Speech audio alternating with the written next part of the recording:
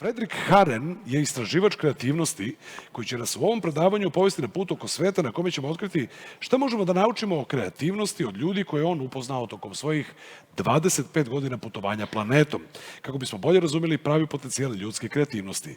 And now, ladies and gentlemen, please let's hear a warm welcome from Fredrik Haren. Molim vas za jedan aplauz. Welcome. The stage is yours. Thank you. Enjoy. Thank you. Yeah, okay, that quiz was a trip down memory lane, I have to say. I actually wrote my first book on internet and marketing in 1995, but I'm not here to talk about internet and marketing. I'm here to talk about what I did when I stopped working within digital media around 2000, and I sold my company in 2000, an internet company, and I said to myself, what do I want to do next? And I said, I want to study creativity. So I'm here to talk about creativity. Can we have some slides? That would be nice. All right, there we go. Black slides. There we go, good. So we're here to talk about creativity. I think that's a wonderful topic to end the day with. I'm obviously very passionate about this topic. But how interested are you in the topic? So I'm going to start by asking you, we're going to do a little bit more quiz, but it's going to be 3 questions, not 50 questions, okay? So I'm going to ask you on your relationship with creativity, and then I'll tell you more about who I am and what I'm going to speak about. So, okay, question number 1. How many of you think that being creative is important in your job? Raise your hands.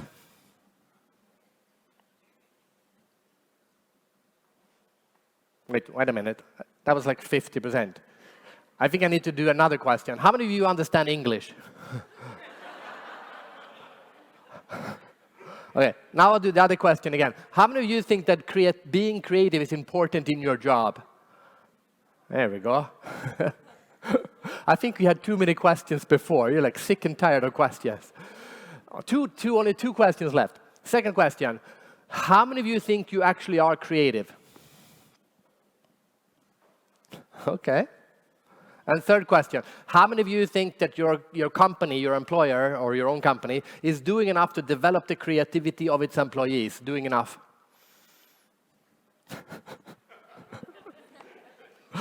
All right. I have no idea what you've been talking about today. I have no idea what he said in the introduction of me. I hope he said something around me that I've been studying creativity around the world. I've actually done it in more than 70 different countries, and I've always start by asking these 3 questions. It's actually the first time I ask these questions in your country. So that's why I had to re-ask the first question, but because I asked in many other Balkan countries, so I kind of thought you were not being honest in the first question. But it's important for me because it tells me a little bit about the group. So let's see how you compare to other groups. Okay? First question. Is creativity important in your job? In this room, it was about 50% the first time I asked. It went up to 90% the second time I asked, and it should be above 90%. It doesn't matter where you go in the world. I've asked more than 1 million people this question. It doesn't matter where you go in the world. It doesn't matter which industry you ask it in. Everyone always says yes. And so did you after some pushing, after some nudging. But then we have the second question. Do you think you are creative? Here it was almost 90%. It was like 85%. That should not happen in Europe. The global average is 45%. In Europe, it should be higher. I'm from Sweden, obviously. In Sweden, in Europe generally, it would be between 60 and 80%, except this part of Europe. You're by far the most confident group, you're by far the most confident creative people in Europe. This little part of Europe. Very confident people. You're not the most confident. Which country has the highest level of creative confidence? Take a guess. Which country? It's not in Europe.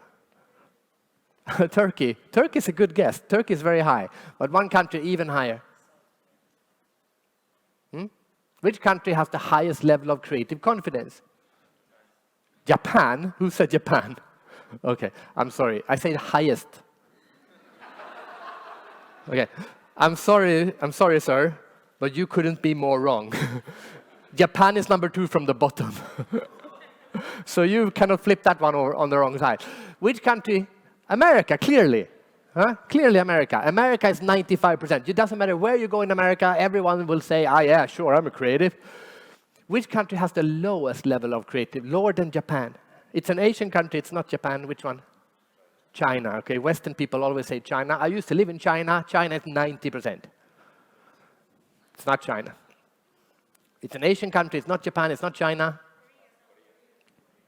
Yeah, Korea. North or south? I'm serious, north or south? Yeah, south, not north. It's interesting with China. So the country with the highest level of creative confidence is America, Russia, Brazil, India, and China. Common denominator for these 5 countries? Yes, exactly. Big countries, big ego, big confidence. But you, how many people live here?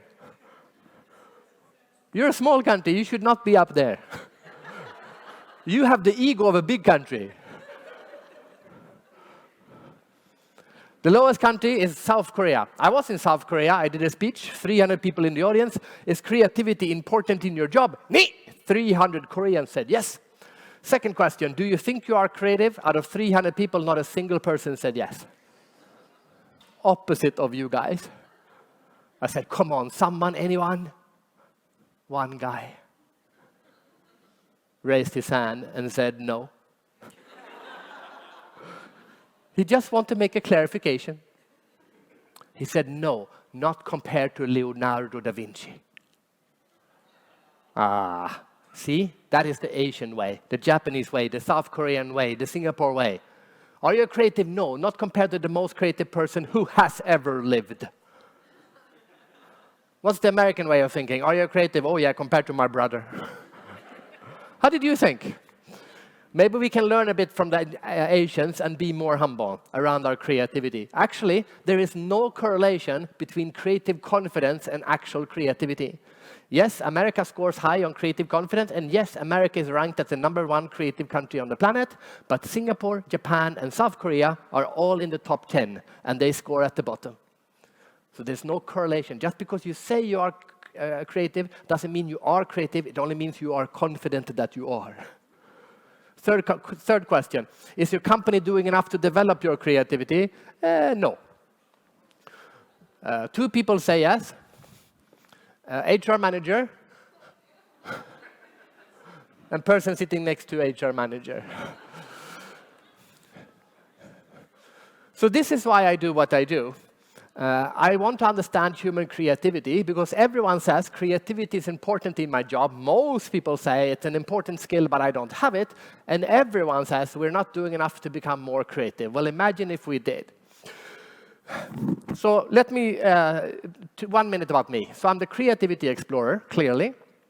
I want to give you the story because it's actually just because it's cute. So I used to define myself as a creativity expert. I would be introduced by the MC, here comes Fredrik Haren, the creativity expert. I've been studying it for 25 years.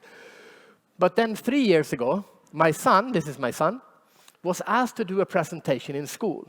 What does your parents do for a living? And he was supposed to say, my father is a creativity expert. But he's 8 years old and he screws it up. So instead, he says, my father is a creativity explorer.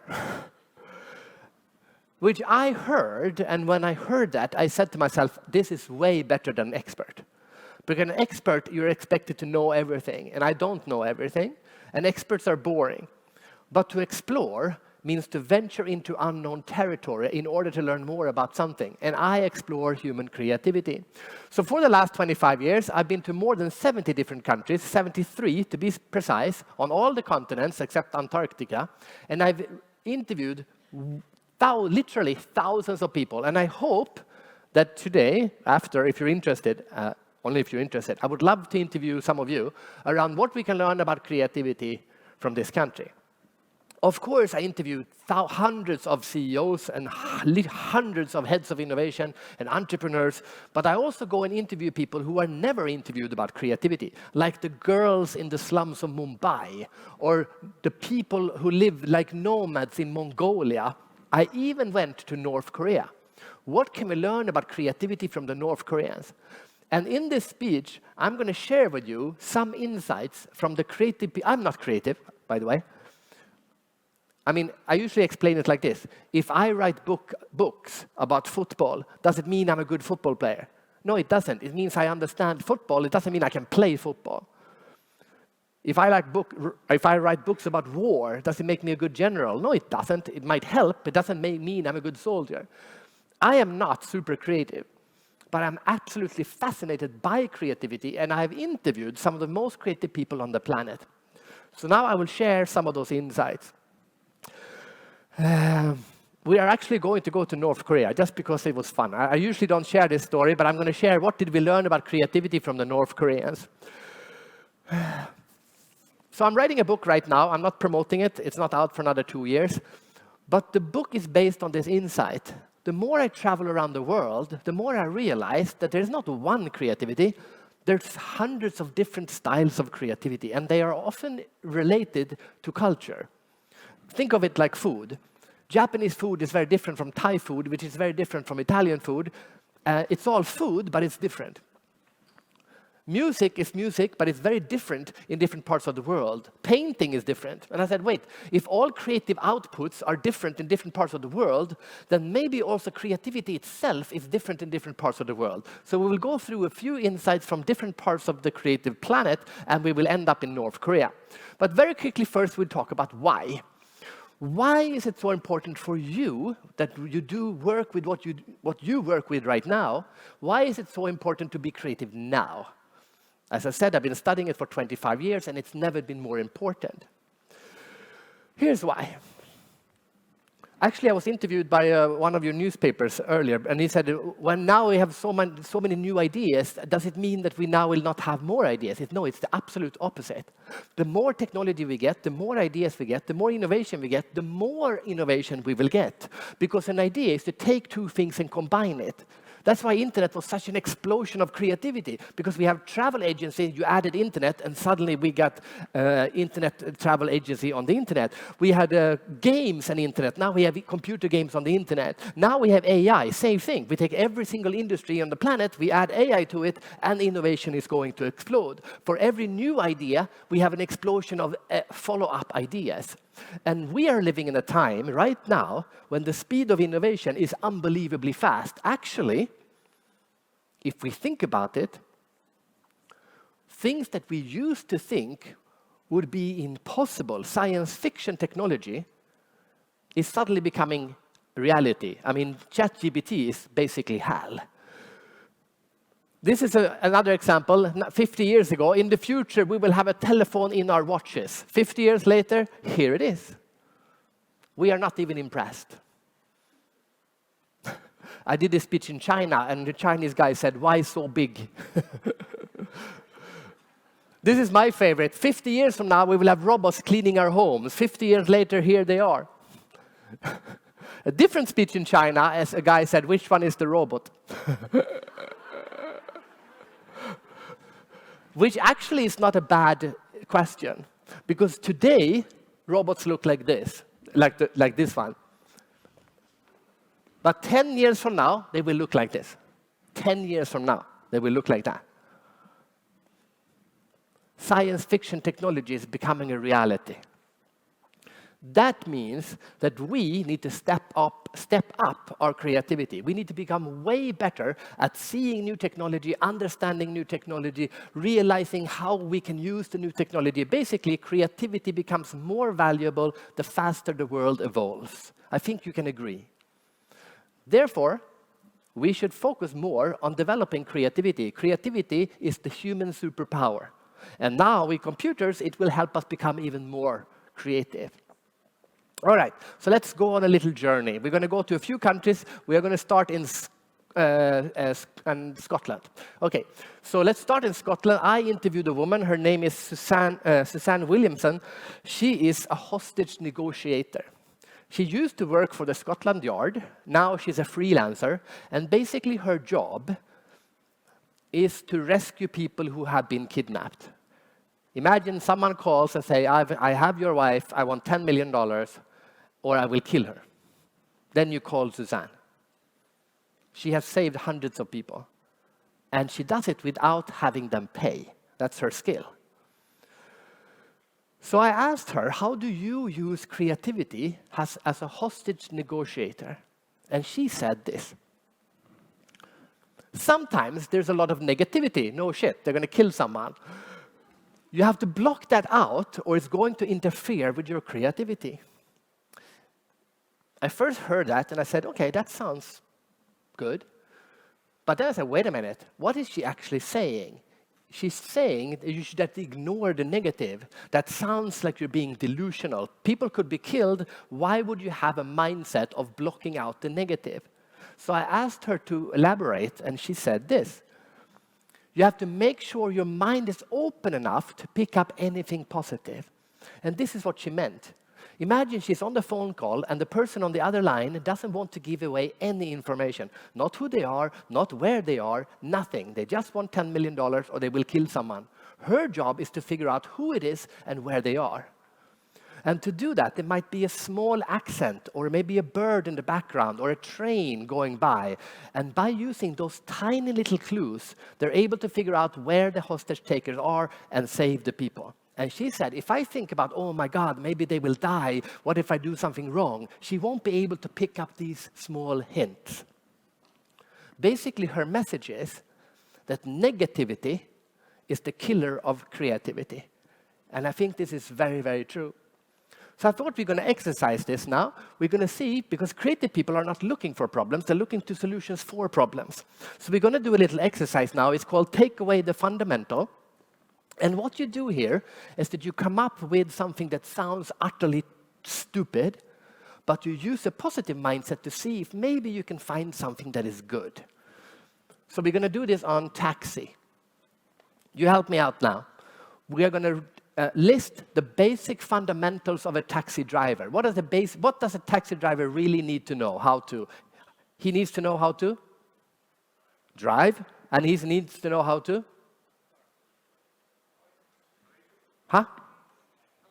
How to get there, yes. He needs to know how to drive, and he needs to know the way to get there. Now let's take away one of these two. Imagine a taxi driver that doesn't know how to drive, or imagine a taxi driver who doesn't know the way. That sounds stupid, but we're going to try to find the positive in this. Can anyone help me? Let's take away drive. Anyone? Okay, imagine a taxi driver we have a self-driving car, he doesn't need to be able to drive anymore, he's just there to give service. Now imagine he doesn't know the way. Anyone? That's Uber, isn't it? The founders of Uber, do you know how they created Uber, when they actually had the idea? They were standing in Paris on New Year's Eve, it was raining, it was impossible to get a taxi. And the two founders said to themselves, why are there so few taxi drivers? Why can't every single car be a taxi? Because now you don't need to know the way to drive a taxi, because we have Google Maps and we have mobile phones. Anyone who can drive a taxi. And they invented Uber, because they saw the positive in something that looked negative. Now, yes?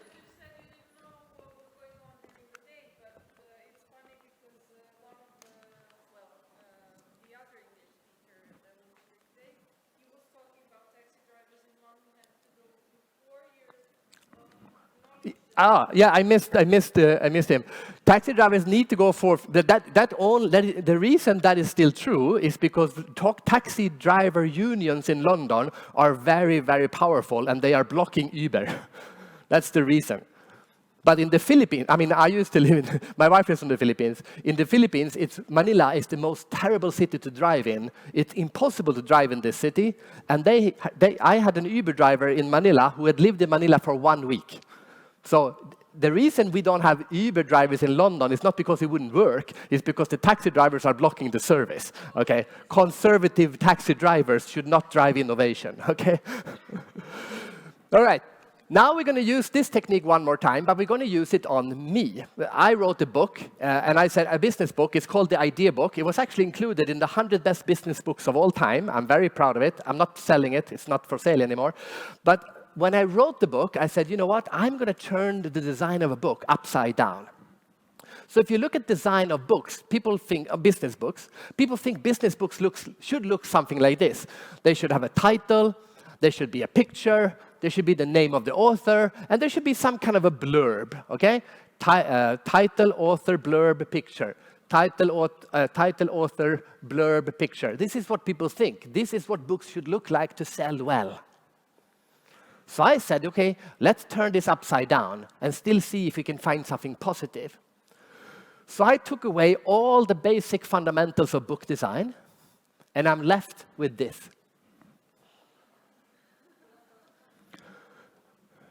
Clearly influenced by the Bible, which is the best-selling book of all time, by the way. And it doesn't have the name of the author. Clearly, you don't need the name of the author to sell a lot of books. God didn't need that. I don't need that. I don't have the name of the book. I don't have a picture on the book. I don't have a blurb. I have a tiny title. Now, why did I do this? Because the purpose of a book cover is to stand out. And people think you stand out by doing this. But if everyone is doing one thing, the way to stand out is to do something else. So I did the opposite. If everyone is wearing a gray suit and you wear a clown costume, you will stand out. But if everyone wears a clown costume and you wear a gray suit, you stand out. The purpose of the book cover is to stand out, to get the attention of the readers. So, is this creative or just stupid? It's very minimalistic. But is it creative? We don't know yet. It's different, but it's not necessarily creative. The only way we know if it's creative is if it's different and better. Creativity is not being different. Creativity is to be different and better. It needs to be better than what other people are doing. So this is the bestseller list of the largest bookstore in Singapore when I lived in Singapore and launched the book. Here is the whole bookshelf. So here we have Donald Trump, Malcolm Gladwell, Barack Obama, and then what's this? Right next to Barack Obama, what do we have there? No, it looks like a hole. Feel like, what the hell is that? Is that a hole? So people go closer and say, what's that, a hole? No, no, that's not a hole, that's the Bible. Why is the Bible in business management literature? So now they pick up the Bible, and now they're holding it in the hand. And the only way you sell a book in a bookstore is to get someone to pick the book up from the shelf. And by being different, I actually was able to do that. I actually stood in the bookstore for 2 hours, and I counted how many times is any of these books being pulled from the shelf and read on the back. And this stupid-looking book was picked up twice as much as all other books combined. And 12 months later, there were only 2 books that was still on the bestseller list. It was Malcolm Gladwell, The Tipping Point, which is the best-selling management book of the 21st century, and my book. I beat Barack Obama and I beat Donald Trump. Why? Because I looked for the positive in something that looked stupid. We'll do one more, because this one I think you will know. We have the basic fundamental of a basket. What's the basic fundamental of a basket in a store, in a grocery store? For example, where are the baskets? Huh? Where? In the front, yeah? Like in the beginning of the store. Okay, let's assume they are not in the beginning of the store. Let's assume they are not there. That sounds like a stupid idea, but let's look for the positive. What if they are all over the store?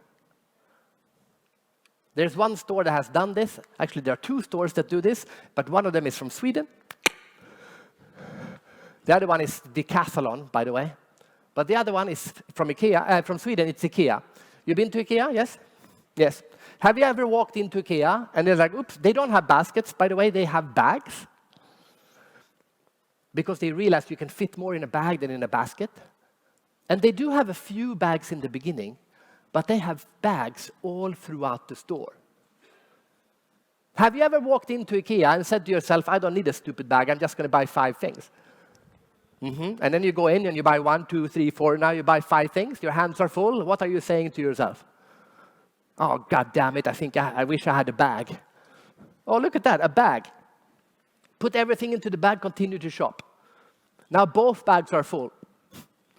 You're almost at the exit of IKEA. What do they have at the exit of IKEA?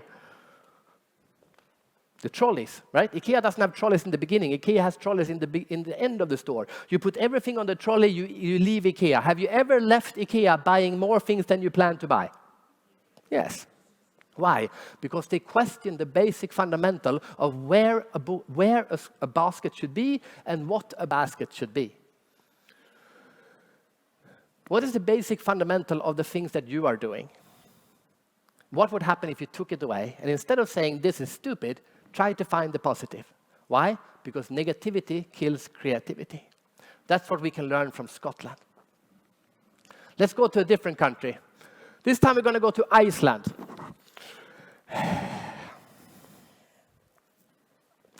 So I went to Iceland. Iceland is an amazing country, I just have to say. Iceland are still mentally Vikings. 30% of Icelandic people still believe in ghosts and fairies and trolls. They were building a road to the airport and they had to make a curve around the stone because invisible people live in the stone. That's how they think. The cool thing with Icelandic is that even the language hasn't changed so much. It's the same language as like 1,000 years ago.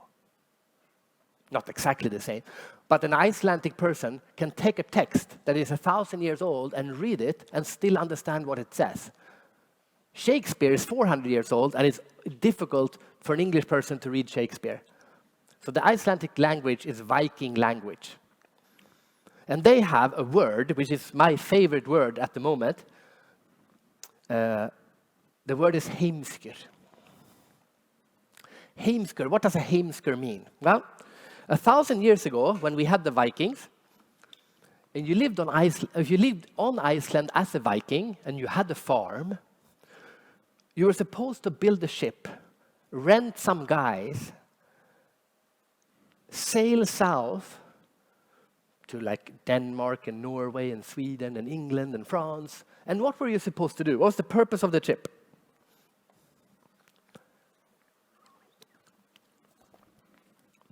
To steal, to rob people of things.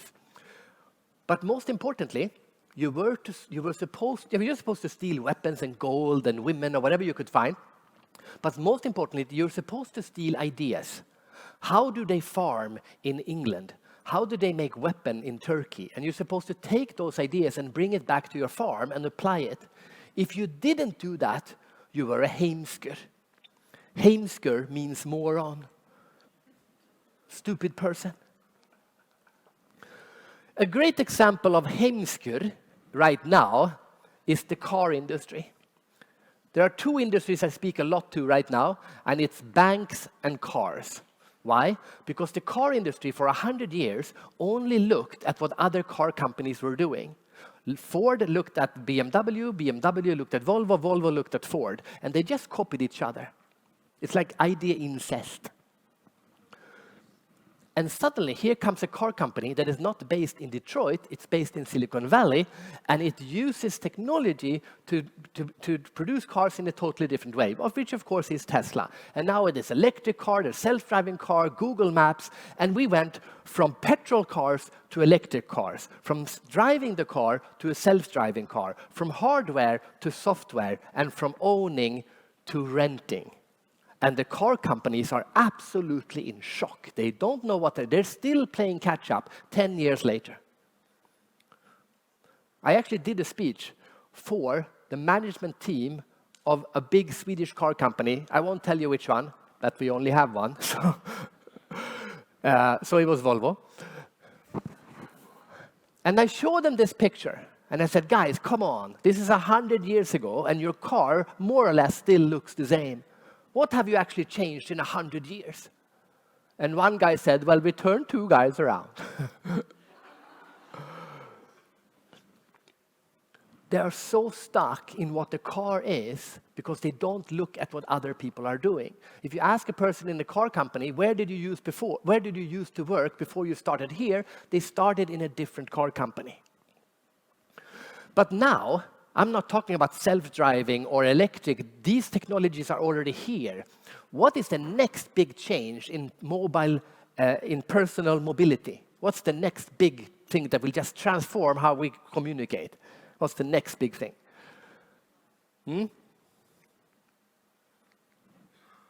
Flying cars, right? I'm going to do a little survey. Last question of the day. How many of you think that there will be at least one city on the planet within the next 30 years where there will be a Uber-like self-flying autonomous electric drone for humans taking people from one place to another in the next 30 years? Raise your hand. Yeah, it's like 70, 80%. There's always between 70 and 80% if I ask anywhere, except when I ask car companies. Then say 0%. They don't think it's going to happen. But it's going to happen. It's actually already happening. I used to live in Singapore until a few months ago, and I did a speech with the Minister of Transportation, a politician, the people who are last on the ball. And he stood on the stage before me, and he said, we will have self-flying, autonomous, electric, Uber-sized drones in Singapore before I die. And the guy in the front said, that is how you will die. Which was a kind of funny answer. But the people who are building, this is being tested right now in Dubai and Singapore. The technology is already there. A personal friend of mine is building a similar one. These are startups building it. Not a single car company has shown a reliable, a believable version of a flying car. They're not going there. It's too far for them. They're trying to go electric as we speak. So the trick, of course, is look at what other industries are doing. That's what we used to do. If Ferrari made a hotel, what would the hotel look like? If Tesla did a bank, what would the bank look like? If Apple, which are rumored to make a car, makes a car, what will the car look like? I like to do that on children sometimes. I said, if Apple makes a car, what will the Apple car be able to do that normal cars cannot do? You know what children say? Then you can choose the ringing signal of your car. Why can't I choose? I can choose the color of a car. Why can't I choose the sound of my car? Yes, because that's the one. Tesla does it because Tesla is the challenging car company. I actually asked that question to the leadership of Volvo. I said, why can't I choose the ringing signal of, this is a few years back, why can't I choose the ringing signal of my Volvo? You know what they said? It's not allowed. I said, it is allowed. There's no law stopping people from choosing the ringing signal. Then they said, oh, it's because no one wants it. I said, how do you know? Have you asked anyone? And they said, no. Listen to this logic. I know there's no demand, and I know that because I have not asked anyone. You know why you can't choose a ringing signal? Why? Do you know why it took 100 years to choose a ringing signal of a car? Because 100 years ago, they looked like that. You see what's right there? That's a horn. You press it, it goes honk. 100 years later, it still goes honk. Until someone in Silicon Valley says, no, it doesn't. You can use any sound you want. Look at whatever industry you're in. Look how other companies are doing in different industries. Just steal from them and take it into your industry. Very simple idea. Don't be a heimsker. Last country. We're going to go to North Korea. What can we learn about creativity from the North Koreans? Now, I was a little bit hesitant to share this story with you. I rarely do, by the way, because it's a little bit sensitive. So let me first do a disclaimer, or to preface this correctly. I am not promoting the North Korean regime. Think about it this way. If I was promoting North Korean food, that has nothing to do with the political system of North Korea. I'm just pushing their food. If I'm talking about creativity in North Korea, I'm not promoting the government. I'm promoting the culture of North Korea, which is two totally different things. The government of North Korea is a terrible, terrible government, and the people are suffering under it. I met the guy, my guide, who took me to North Korea, and I said, teach me something about North Koreans that I will not learn by just being here for 10 days. And he said, they are just like us. They want the world to be, they want their world to be a good place to live in, and they want a better world for everyone. He said, North Korea is like any other country. 80% wants the best for everyone, and 20% are assholes. The only problem with North Korea is that the assholes are in charge. So the government of North Korea is terrible. But I thought that maybe even this uncreative, terrible regime still has something in the culture of the people to teach us about creativity. So I went there and I learned something. Actually, first I learned this. North Koreans think they are super creative because they have something called the ljudske idea. It's like their philosophy of life. It's like Chinese have Confucius and North Koreans have ljudske. According to the ljudske idea, what makes humans different from animals are three things: self-reliance, independence, and creativity. One out of the three things that makes us humans, not animals, is that we are creative. They truly believe in creativity as a concept. It also shows why they are so outside the rest of the world, because the other two are independence and self-reliance. But the third one is creativity. In North Korea, they have a saying, 1 + 1 doesn't equal 2. 1 + 1 equals big 1. For example, like this. You take a piece of clay, you take another piece of clay, you combine it, you don't have two clay, you have a big piece of clay. And this is how they look at, among other things, creativity. So let me exemplify when I had the aha moment in North Korea. I attended this, which is the mass games. Has anyone here been to the mass games by any chance? No? You know you are actually technically allowed to go to North Korea. It's actually not unsafe, but it's weird. So the mass games, think about it like the Olympic opening ceremony. But there's no Olympics afterwards. It's just the opening ceremony. The stadium takes 50,000 people. So that's, I'm sitting there. On the other side are 30,000 school children. And the show begins with everyone of those children holding up pieces of paper to music, and every time, once in a while, they change. So it becomes like a moving and animated mosaic together with music for about 10 minutes. That's how the show starts. And then, out on the stage comes thousands and thousands of people. Like, for example, 2,000 schoolgirls with pom-poms. Or 800 boys doing taekwondo at the same time. It's called the mass games because there's never a single person doing anything. Everything is always mass. That's the name, mass game. I'm amazed, and the kids are still doing the show in the background. I'm amazed by this show. After the show, I asked my guide, or to be honest, my spy, I asked him, oh my God, how many people were in this show? And he says, it's 50,000 people. I said, no, that's not possible. Maybe it's 20,000 people, but it's not 50,000 people. No, it's 50,000 people. No, I said, it's 20,000 people. And he, no, you're thinking wrong, Fredrik. He said, there's 20,000 people on the main stage, but then you have 30,000 kids in the background, and they're also part of the show, aren't they?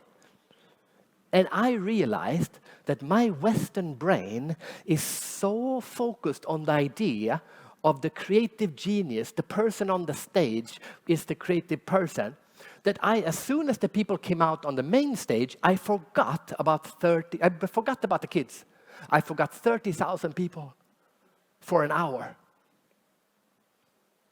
When we go and see a show, Lady Gaga, we gave Lady Gaga a standing ovation, but we don't give a standing ovation to the sound guys and the audio guys. And when I'm done, you're going to give me an applaud, but you're not going to applaud these guys. They've done an amazing job. Will you actually know what? We should give them an applaud right now. Give them an applaud.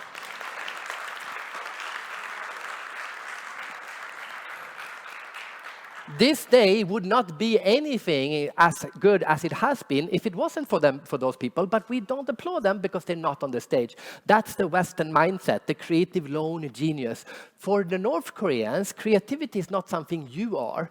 It is something that we are. It's not an individual skill, it is a collective skill. So if you ask North Koreans, do you think you are creative or not? It's the only country in the world where they don't know how to answer the question. In South Korea, they say no. In North Korea, they say, what do you mean? It's not an individual skill. It's something we are together. I'm thinking, what can we learn from this? Well, the only industry that has embraced this in the Western world is the movie industry.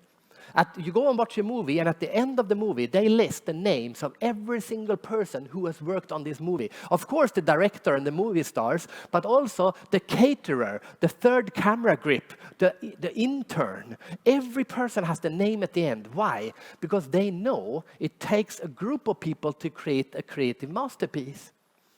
Now, what if we took some of this mindset?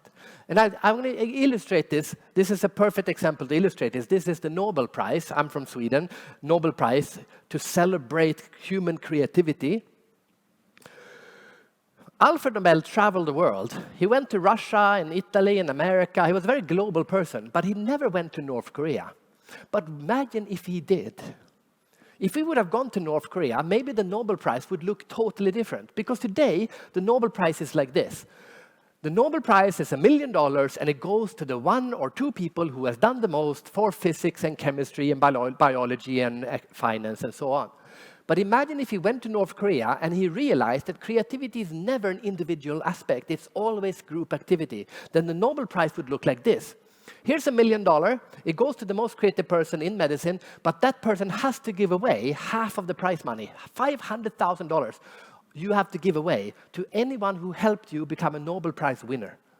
Your mother and your father, your classmates, your competitors, your interns, whoever it was that helped you become a Nobel Prize winner should have a part of the prize. Wouldn't that be a very different prize? It would. And I actually think it doesn't matter what creative endeavor we go on. Even if we are a painter, someone made the paint and the brushes, and that person should get acknowledged for helping the painter paint the painting. So what I want you to reflect on is how could you use collective creativity inspired by the strange country of North Korea to become more creative, both as an individual and as a team. So now we have gone to Scotland, we have gone to Iceland, we have gone to North Korea. I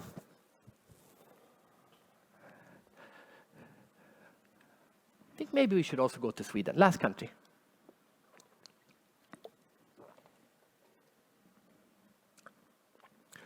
What can we learn about creativity from the Swedes?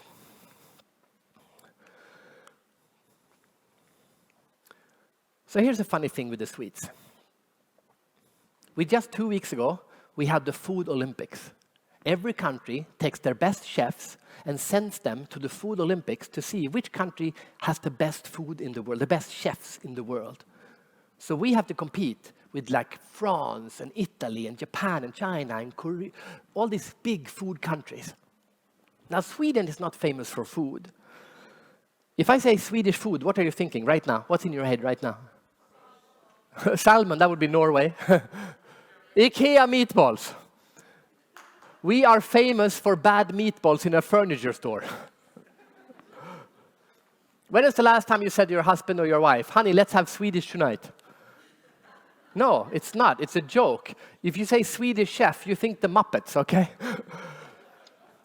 Sweden is not famous for food. And yet, at the Food Olympics 2 weeks ago, Norway won, Denmark came second, someone else came third, and Sweden came fourth. Scandinavia totally dominated.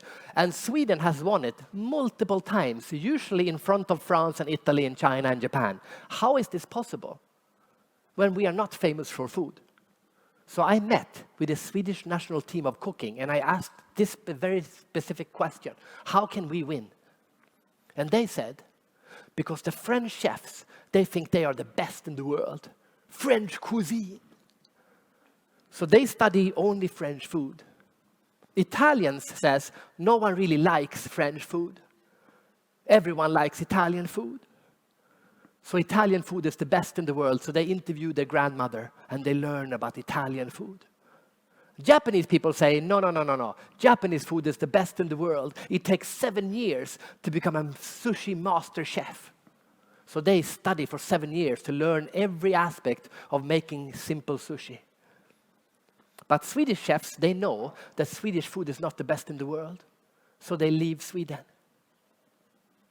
They go to France, they work in a Michelin restaurant. They go to Italy, they interview grandmothers. They go to Tokyo, and not for 7 years, but maybe for 7 months. And they study under a sushi master chef.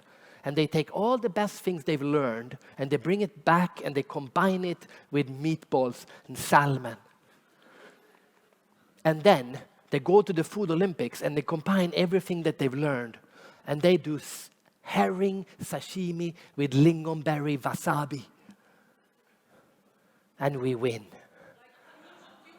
Fusion food, exactly, that's what it is. That's exactly what we do. But here's the thing with Sweden. Swedes think Sweden is the best country on the planet, and at the same time, we think we suck. It's the only country that is mano-depressive about its own country. You are very nationalistic, you're proud of your country. Most countries are. You go to an American and you say, hey, I think you are un-American. They will be angry at you. You go to a French person and say, I think you are un-French. They'll spit you in the face. You go to a Chinese person and you say, I think you are un-Chinese. They will hit you in the face. You go to a Swedish person and you say, hey, I think you are very un-Swedish. You know what we do? Oh, thank you very much. We are very proud of our country, but at the same time very humble about the fact that our country is not the best in the world. You are a very confident country. We showed that in the beginning. That is very good. You cannot be creative unless you are confident. Think about it. Everyone is walking in this direction, and you are going to say, screw those people, I'm going to walk in this direction. To do that, you have to be confident. Please keep your confidence. You cannot be creative unless you are confident. But truly creative people think like this. Everyone is walking in this direction. Screw those people. I'm going to walk in this direction. You know what? Maybe this is wrong. Maybe I should walk in this direction. Maybe not. Maybe I should walk in this direction. Because truly, the 0.01% most creative people are confident and humble. They are humbly confident, or they are confidently humble. Yes, Zlatan is a great football player, and Ronaldo is a great football player. Hugely confident, cocky football player. But if you ask me, Ronaldinho and Messi are better football players because they are confident and humble. And that goes for a lot of sports stars or creative people. Elon Musk and Steve Jobs, very confident people. But confident and humble, that's the sweet spot. Huh? Yes, great example, I would say. Very confident. Exactly. Confident and kind is the feeling I get when I never met him, unfortunately. But there you go. Great example. Okay. Oops. So now I'm going to end. And I'm going to end with the approach I want you to use on creativity. This is a very old picture. It's actually 1989. But I think it's a brilliant example. It's actually a Swedish example, not a German example. 1989, the world changed drastically. Suddenly, the Berlin Wall fell, the Iron Curtain fell, and in a few months, everything just changed. And every newspaper sent their photographer to catch this iconic moment. And every newspaper photographer went to the same place. They went to Brandenburger Tor in Berlin. Everyone took a picture, everyone took a picture, they all took similar pictures, and they are all great pictures. Everyone but one, a Swedish photographer. He didn't go to West Berlin. Where did he go? Huh? He went to Cairo. No, I'm just kidding, that would be stupid. Of course he didn't go to Cairo. He went to West Berlin like everyone else. Because everyone went. That's where it was happening. Everyone went to the same place. Everyone did the same thing. But then he said, wait a minute. What if I do a little bit different? Just a little bit different. And then he went to East Berlin. He was the only one who did. And he took one picture. He took this picture. With the hand coming in saying hello. There's 100,000 pictures from this side. There's one picture from this side. Take a guess. Which picture was Picture of the Year in Europe, 1990? This one. Why? Because we award people who do things differently and better. If everyone went to East Berlin and everyone took this picture, this would be Picture of the Year. This is not a better picture than this. They are both great, but this one is better and because it's unique. But he went 20 meters further. Creativity is not about being Elon Musk or Salvador Dali or Leonardo da Vinci and changing the world upside down. Creativity is looking what everyone else is doing and go 20 meters further to take a slightly different picture and get Picture of the Year. Or learn a little bit else what someone else is doing in a different country, in a different industry, and apply that and do things slightly different. Whoops, sorry. But I want to end with this. This is my slogan. This is my, not slogan, it's my mantra. It's what I live by. Humanity to the power of ideas. I believe in the potential of humanity, and I believe in the power of human creativity. I believe if every human being could reach their full creative potential, the world would be a way better place. The only way we make the world a better place is because humans get more ideas and implement more ideas and pick up more ideas from other people. That is how we improve the world. But a lot of people come to me and they say, Fredrik, one of the journalists today asked me this question, what do you think about the uncreative people? Aren't you sad about the uncreative people? And I said, I am not. The things that makes me sad is not the uncreative people. Think about basketball. I know you love basketball. The sad people are not the short basketball players. The sad people are the tall basketball players who don't practice enough to become great basketball players. The great golf player who doesn't practice, that has the talent and practices. The saddest thing I know is very creative people, people like you, highly confident, highly skilled creative people who are not pushing themselves enough to reach their full creative potential. So if there's anything I hope that I've inspired you to do today is to try harder to reach your full creative potential. You know why? Because you will help the world become a better place, and more importantly, you will have a better life. Because that's what creativity does. It makes our world better. Good luck with that. Thank you very much.